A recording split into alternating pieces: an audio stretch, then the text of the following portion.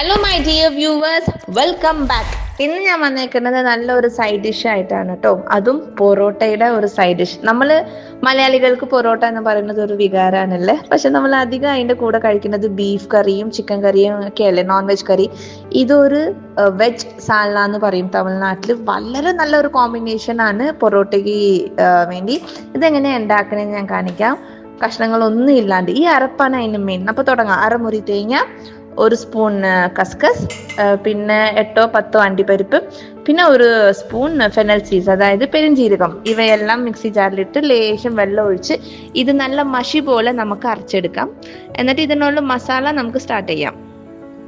ചട്ടി ചൂടാക്കാം. ഇതിലേക്ക് വെളിച്ചെണ്ണ പാടില്ല കേട്ടോ, നല്ലെണ്ണയും റിഫൈൻഡ് ഓയിൽ, ഏതെങ്കിലും റിഫൈൻഡ് ഓയിൽ വേണം. പട്ട ലവംഗം എല്ലാം ഇട്ടതിന് ശേഷം ഒരു വലിയ സവാള ചെറുതായി അരിഞ്ഞത്, കുറച്ച് ഉപ്പിട്ട് നന്നായിട്ട് വഴറ്റാം.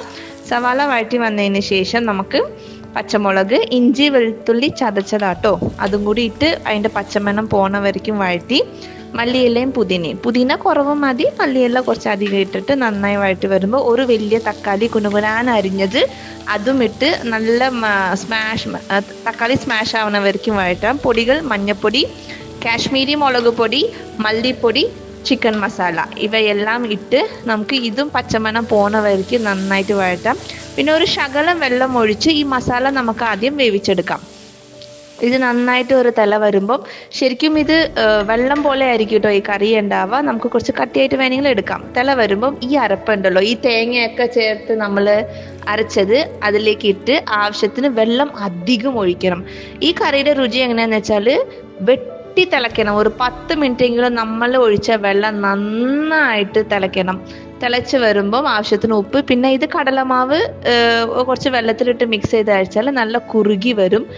പ്ലെയിൻ സാലന എന്ന് പറയും. ഇത് സത്യമായിട്ടും നല്ല ടേസ്റ്റാണ്. ഇഡ്ലിക്കും ദോശയ്ക്കും കൂടി ഇത് നമുക്ക് നല്ല മാച്ചാണ്. ട്രൈ ചെയ്ത് അറിയിക്കുന്ന ഒരു വെറൈറ്റി ആവാം. എൻ്റെ ചാനൽ ഇഷ്ടമായിട്ടുണ്ടെങ്കിൽ, ഞാൻ ഉണ്ടാക്കുന്നത് ഇഷ്ടമാണെങ്കിൽ സബ്സ്ക്രൈബ് ചെയ്യാൻ മറക്കരുത്. Love you all, by.